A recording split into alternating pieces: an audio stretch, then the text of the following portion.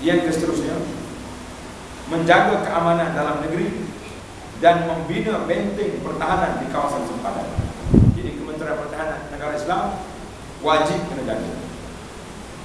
Yang keempat, menegakkan syariat dan hukuman hudud serta melaksanakan hukum hakam Islam. Wajib.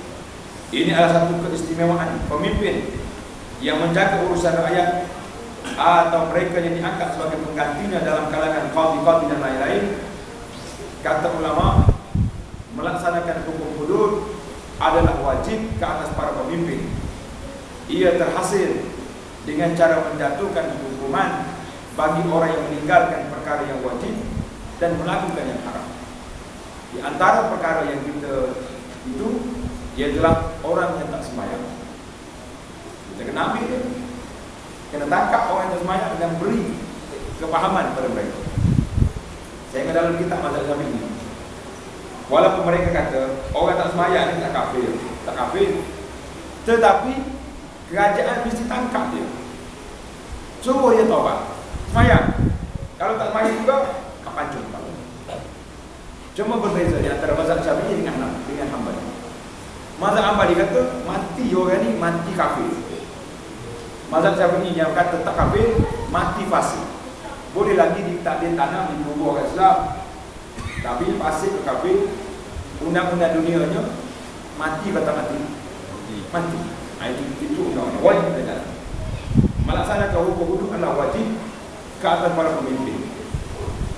Maka wajib ke atas pemerintah melaksanakan hukum hudud dan mendirikannya, termasuk dalam menegakkan syariat dan menjalankan hukum hakam ialah memungut zakat, membagikan harta rampasan, menyusun tentera untuk berjihad demi meninggikan Bani Islam, menjadikan manusia menghormati dan tidak melanggar batas sempadan hukum hakam yang ditetapkan oleh Allah. Hari ini kalau kita tengok masyarakat kita ini langgar undang-undang Allah, main-main. Boleh buat tulisan, boleh buat ceramah, lawan hukum Tuhan. Tak setuju dengan pembagian pusaka. Kononnya tak adil Islam. Kenapa bagi anak perempuan satu, anak laki-laki dua? Tak ada siapa ambil tindakan pada mereka. So, lawan hukum Tuhan kan tidak? Lawan dalam Quran sebut lizzakari mislu hadzil unsayyain. Jadi menjadi kewajiban pemimpin negara Islam melantik pegawai-pegawai dia menyekat golongan sendiri. Yang seterusnya, tanggungjawab yang seterusnya berlaku adil dan menghapuskan kezaliman. Perintah supaya adil dan tidak berlaku zalim adalah tuntutan bagi setiap manusia, bukannya khusus kepada pemerintah sahaja. Banyak dalil yang menunjukkan sedemikian. Di antaranya hadis Nabi kata 7 golongan yang dinaungi oleh Allah pada hari tiada naungan selain daripada naungan bayangan aras. Yang pertama, al-imamul adil, pemimpin yang adil. Hadis dalam Bukhari. Laisa min wali ummatin qallat aw kasurat la ya'dilu biha illa kabbahu Allah tabaraka wa ta'ala ala wajhil jinnah. Tidak ada seorang yang memegang urusan suatu umat, sama ada sedikit atau banyak, urusan negara besar atau negeri kecil, tetapi tidak berlaku adil pada mereka, tak adil pada rakyatnya, malaikat Allah Subhanahu wa taala akan mengumpankan mukanya ke dalam api neraka wal iyad billah. Jadi orang yang adil sangat besar. Dalam hadis lain Nabi kita sebut al-muqsitun, orang yang berlaku adil tinggi derajatnya di sisi Allah. Allah memberi ancaman daripada berlaku adil, berlaku zalim, dan menjanjikan balasan seksa kepada orang-orang yang zalim dengan firman-Nya, fawailul lil ladzina zalamu min adzabi yaumin alim. Maka kecelakaan yang besar bagi orang yang zalim, yakni seksaan yang pedih pada hari kiamat. Nabi bersabda, inna Allah la yumli al-zalim hatta idza akhadahu lam yuflit. Semuanya Allah menangguhkan balasan kepada orang yang zalim sehingga apabila dia menghukumkannya maka tidak akan terlepas. Orang zalim kadang-kadang lagi zalim dia, lagi hebat dia. Sebab Tuhan biar dia buat. Dan bila Tuhan tarik, habis. Kita tengok hari ini berapa banyak pemimpin diktator dalam dunia ini yang telah tumpah sendiri, rakyatnya sendiri yang menjatuhkannya dan mereka mati dalam keadaan yang bingung masa. Kata lagi ulama, sungguhnya adil adalah perundangan bagi setiap perkara. Apabila ditegakkan pemerintah dunia dengan keadilan, maka ia akan tegak walaupun pengurusan yang tidak ada bahagian di akhirat. Jika tidak ditegakkan dengan keadilan, ia tidak akan tegak sekalipun pengurusan yang mempunyai iman yang memadai baginya di akhirat. Jadi kalau orang tak baik sekalipun iman tak kuat, tapi kalau dia boleh tegak keadilan, maka dia kena tegak. Keadilan yang paling besar adalah melaksanakan syariat Allah, menjalankan hukum hakamnya, dan memberikan hak-hak kepada yang berhak. Manakala kezaliman yang paling besar adalah mengabaikan syariat Allah dan menjauhkannya daripada urusan kehidupan. Ini orang penjajah mari, dia jauhkan urusan kehidupan umat ini daripada agama. Agama hanya duduk di masjid, di surau, duduk di kubiah, duduk di puasa, zakat, haji, yang lain tak masuk. Ini kata ulama, kezaliman yang paling besar dalam masalah ini. Kewajipan yang seterusnya menyatukan kalimah perpaduan dan tidak berpecah belah. Tugas utama pemimpin ialah menyatukan orang Islam sebagaimana dalam ayat Al-Quran Al-Karim, wa'tasimu bihablillahi jami'an wa la tafarraqu. Wa'tasimu bihablillahi jami'an wa la tafarraqu. Berpeganglah kamu dari semua dengan kepada tali agama Allah dan janganlah kamu berpecah belah. Surah Al-Imran ayat 1. Yang kewajipan yang seterusnya bersikap lembut dengan rakyat dan memberi nasihat kepada mereka. Ini tugas pemimpin, kena bersikap lemah lembut dengan rakyat, tapi ada batasan. Karena Imam Ghazali kata, berlembut dalam perkara yang sepatutnya tegas adalah lemah. Berkeras dalam benda yang sepatutnya berlembut adalah bodoh. Ini kata-kata Imam Ghazali kena kepada kita. Kita kadang-kadang tempat-tempat yang kena bertegas, kita lembut. Tempat yang mati lembut, kita keras pula. Jadi tak dua-dua Imam Ghazali dalam kitab ayat cantik. Walaupun dia banyak bincang tentang tasawuf, tapi dia bincang dengan bab pemerintahan. Antara kewajibannya bersikap lembut terhadap rakyat dan menasihati mereka. Sabda Nabi sallallahu alaihi wasallam, Allahumma man waliya min amri ummati syai'an fashaqqa 'alaihim fashquq 'alaihim. Nabi kita berdoa, ya Allah, sesiapa yang memegang sesuatu urusan umat lalu dia menyusahkan mereka, buat ni menyusahkan rakyatnya sendiri, Nabi kata apa? Maka susahkanlah dia. Ini doa Nabi. Jadi siapa yang pegang jawatan yang besar-besar, jangan menyusah. Jadi jangan bongkar besar-besar atas tu. Kita ketua jabatan pun termasuk juga. Ketua-ketua apa pun termasuk. Siapa dia menyusah, Nabi kata fashquq alaihi, susahkanlah dia. Dan sesiapa yang memegang suatu urusan umatku lalu dia bersikap lembut, maka lembutlah dengan. Ingatlah doa Nabi ini sangat besar. Kata Imam Nawawi rahimahullah, ini adalah antara tegahan yang paling kuat daripada mengenakan kesusahan terhadap manusia dan dorongan yang paling besar supaya berlembut dengan mereka. Banyak lagi hadis yang datang dengan pengertian ini. Sabda Nabi sallallahu alaihi wasallam, "Ma min 'abdin yastar'ihi Allahu ra'iyatan minal muslimin fayamutu wa huwa ghashun lahum illa harrama Allahu alaihi jannah." Tidak ada seorang hamba yang diberikan oleh Allah memegang urusan rakyat, jadi ketua, pemimpin dalam kalangan orang Islam, lalu dia mati dalam keadaan membohongi mereka, tidak beri nasihat yang baik kepada rakyatnya, malaikat Allah mengharamkan ke atasnya surga. Wal'iyadu billah. Hadis ini riwayat Imam Bukhari. Pemimpin yang saleh yang mendirikan salat, melaksanakan hukum hudud, dan menjaga hak-hak yang telah ditentukan kepada umat, akan merealisasikan sebesar sebab bagi umat untuk kebaikan negara dan masyarakat. Jika pemimpin berusaha untuk mengislahkan, membawa kebaikan dan membaiki rakyatnya setakat kemampuannya, maka dialah sebaik-baik manusia pada zamannya, dan dia jugalah semulia-mulia mujahid di jalan Allah. Ini adalah sebagian hak-hak kewajiban yang telah ditentukan oleh Islam dan diwajibkan ke atas pemerintah terhadap rakyatnya. Ia menjelaskan keinginan Islam dalam pemerintah dan kepemimpinan. Jadi kita dengar hak pemimpin ke atas rakyat.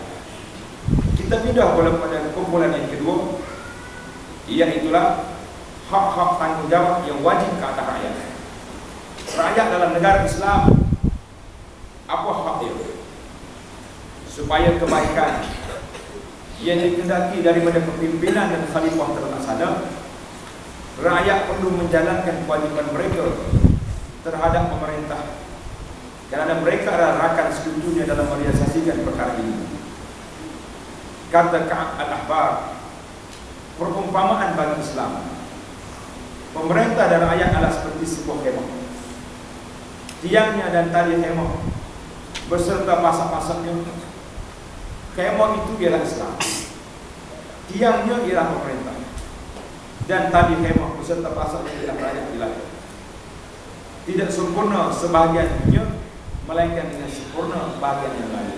Jadi tak mungkin ada rakyat, ada tiangnya, tak ada tali, cabut. Baik, kita tengok pula kewajiban mendengar dan mentaati. Yang pertama, rakyat kena wajib dengar dan taat kepada pemimpin. Dalam negara Islam, ketaatan adalah satu daripada tiang-tiang pemerintahan dalam Islam, dan satu daripada kaedah perundangan. Ayat yang kita baca tadi, ya ayyuhalladzina amanu atiiullah wa atiiur rasul, itu kita wajib.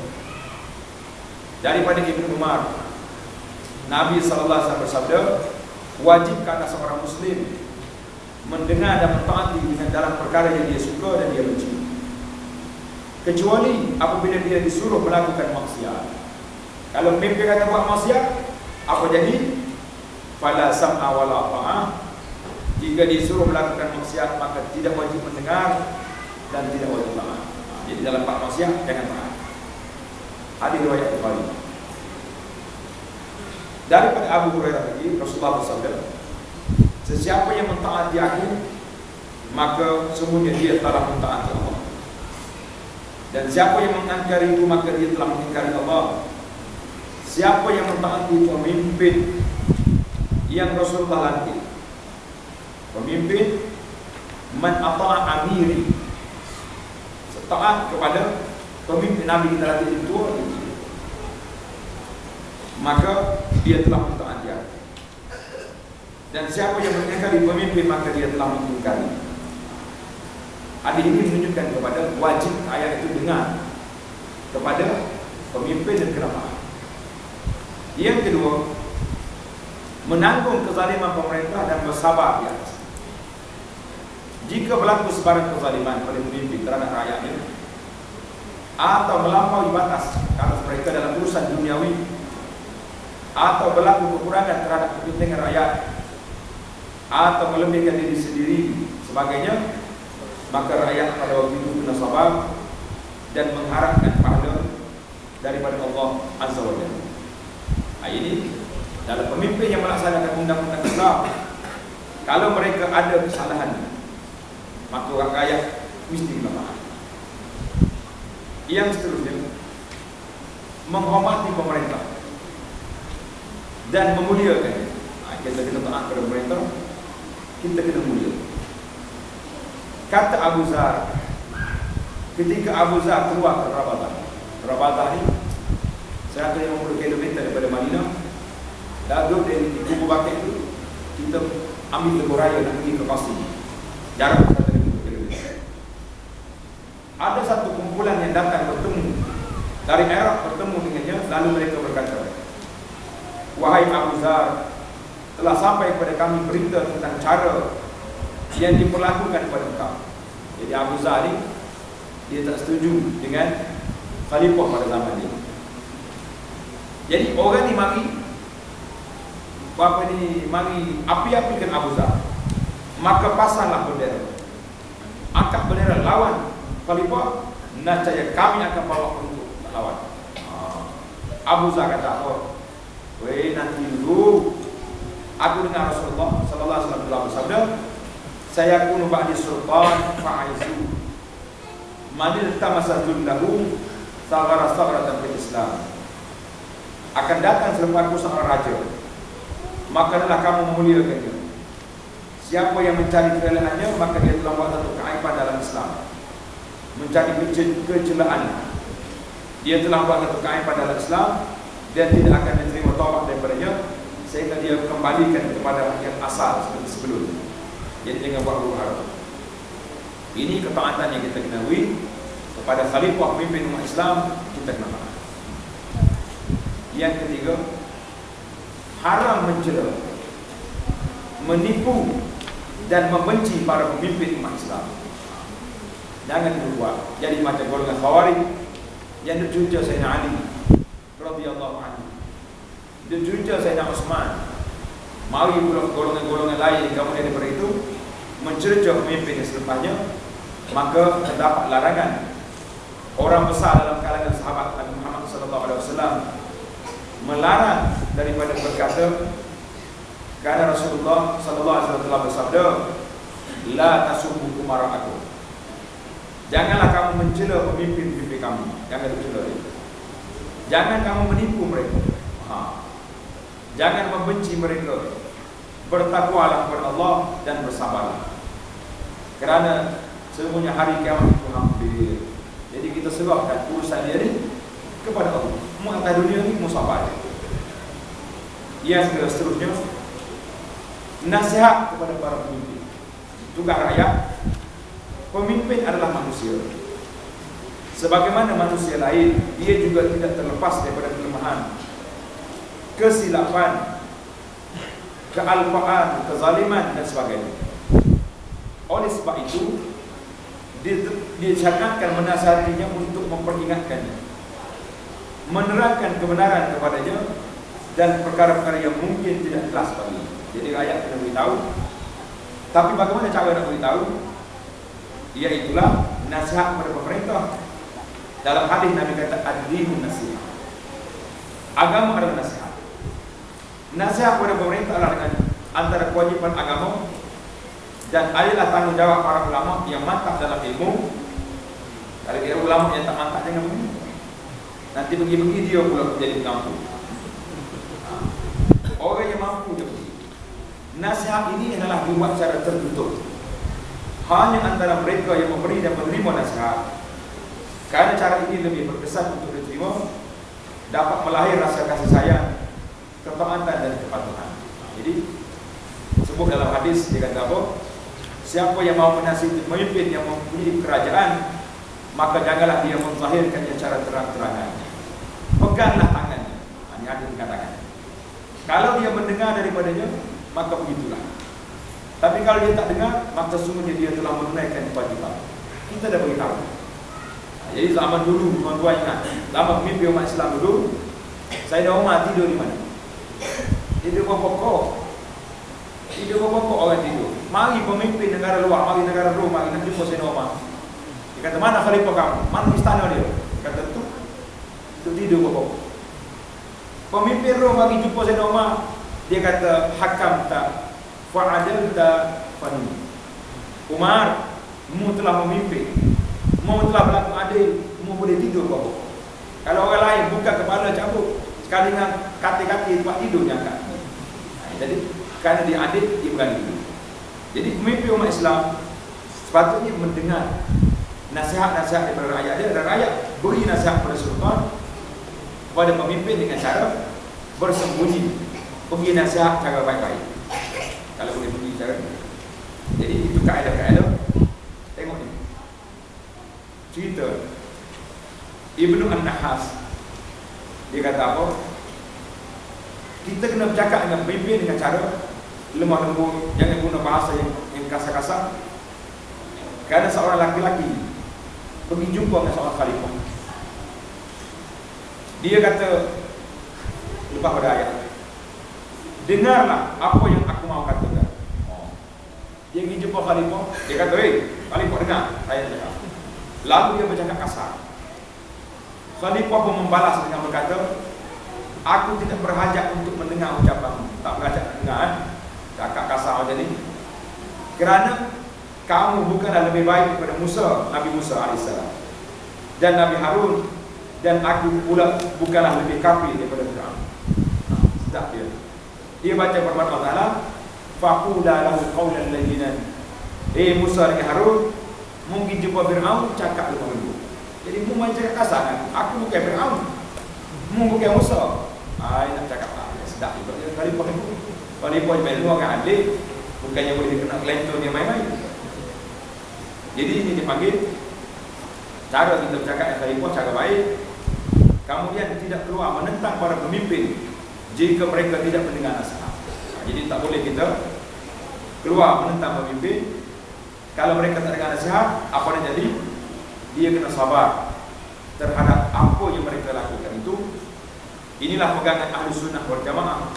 Mereka berpendapat tidak harus menerhaka kepada imam yang baik atau jahat, kecuali apabila mereka menyuruh melakukan maksiat kepada Allah. Bila kalau pemimpin suruh buat maksiat, suruh buat kemungkaran, tak mau melaksanakan undang-undang Islam, pada ketika itu rakyat berhak untuk menegurnya, kerana dia juga telah melanggar peraturan negara Islam. Kita pergi kepada yang seterusnya dalam muka surat 21. Dia kata kaedah nak mencegah kemungkaran itu ada beberapa kaedah. Dia kata bawah ni. Yang pertama sekali kaedahnya, nak cegah kemungkaran, jangan buat kemungkaran yang lebih besar. Kalau kita cegah mungkar kecil, akhirnya ini menjadi mungkar besar, maka itu tak boleh. Ini kaedah dalam negara. Kalau keluar menentang pemerintah, ia menyebabkan dia bunuh habis rakyat, maka apa yang kita keluar, kita kena sabar. Kerana rakyat pada waktu itu tidak ada alat yang boleh menyekat. Jadi kesimpulan yang kita boleh buat dalam ini, manusia adalah dua jenis, rakyat dan pemimpin. Hak pemimpin adalah memberi nasihat kepada mereka. Hak rakyat pula mesti bekerjasama, mesti bersama dengan jamaah. Kerana masalah mereka tidak sempurna kecuali dengan beristimewa, bersatu padu. Mereka tidak bersatu atas kesatuan. Bahkan masalah dunia dan akhirat mereka akan terlaksana dengan beristimewa dan berpegang teguh dengan agama Islam. Ini kita tengok dalam konteks negara Islam sangat jelas. Islam ini mengajar pada umatnya supaya bersatu padu dan jaga hak-hak masing-masing. Pemimpin jaga hak rakyat, rakyat juga jaga pemimpin. Namun tidak menjadi kesalahan sekiranya kita tengok pemimpin-pemimpin yang tidak melaksanakan undang-undang syariat Islam itu ditegur dengan cara yang baik. Karena terdapat banyak cerita-cerita. Di antaranya kita Ihya Ulumuddin, Imam Ghazali bawa cerita dalam bab pemerintahan, bab amar ma'ruf nahi munkar. Kita ini telah diringkaskan dalam kitab Mukhtasar Minhajul Qasidin. Tuan-tuan cari satu kitab, nama dia Mukhtasar Minhajul Qasidin, sudah diterjemah ke bahasa Malaysia. Di sana dia bawa 20 ulama-ulama salah terdahulu, bagaimana cara mereka menegur pemimpin. Di antaranya Abdullah bin Abbas radhiyallahu anhuma. Ini dia bawa satu hadis Nabi kita bersabda. Nabi mengatakan Sayyidul Syuhada Hamzah bin Abdul Muttalib, ketua orang mati syahid, iaitu Hamzah bin Abdul Muttalib. Wa rajulun qama ila imamin jairin fa amarahu wa nahahu fa qatala. Orang yang bangun menegur pemimpin yang zalim, dia suruh dan dia larang, fa qatalahu, dia dibunuh. Maka orang itu dikira orang mati syahid, ketua orang mati syahid. Dalam hadis lain Nabi kita kata, afdalul jihad kalimatu adlin inda sultanin jair. Jihad yang afdal menyampaikan kalimah yang adil di hadapan pemimpin yang zalim. Jadi tugas-tugas amar ma'ruf ini tugas yang cukup besar, yang masih lagi menjadi tugas tanggung jawab umat Islam di dalam negara Islam. Jadi kalau itu kita nak bahas hadis-hadis yang menyebut tentang pimpinan ini, kita tengok dalam konteks dan konten perbangsa. Jadi kalau baca dalam kitab bab 6 ini, kita pasang kepada negara-negara sekular yang tidak beramal dengan undang-undang Islam agak janggal, karena dia ada konteksnya sendiri. Tengok berapa kali dibuat syarat pemimpin Islam itu melaksanakan undang-undang Islam dan peraturan. Namun tidak banyak boleh bagi rakyat kalau duduk dalam negara komunis sekalipun, kalau dia tak mampu nak menegur, jangan lawan. Kalau lawan mati habis orang Islam. Mungkin orang Islam di sana habis dihapus oleh komunis. Jadi kita belajar dalam bab ini keseimbangan di antara dua bab. Jadi insya-Allah kita akan sama dalam bab yang terakhir, dalam bab yang ke-7, bab tentang akhlak. Kehendak Islam dalam seruannya kepada akhlak yang terpuji. Insya-Allah. Subhanakallah wa bihamdika asyhadu an la ilaha illa anta astaghfiruka wa atubu ilaik.